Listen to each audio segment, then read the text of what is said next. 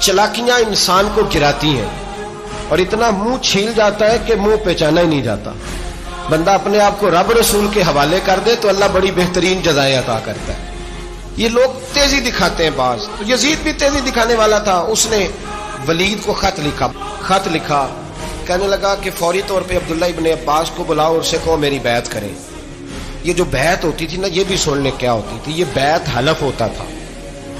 حلف کہ میں اللہ رسول کے نام پہ حلف دیتا ہوں کہ میں یزید کی اطاعت کروں گا، میں اس کے خلاف کوئی بغاوت نہیں کروں گا. یہ بیعت لوگ سمجھتے ہیں کہ بس ہاتھ پکڑنے کا نام بیعت تھا. اس بیعت کا متبادل جمہوری ملکوں کے اندر ووٹ آیا ہے، اس کا متبادل لفظ.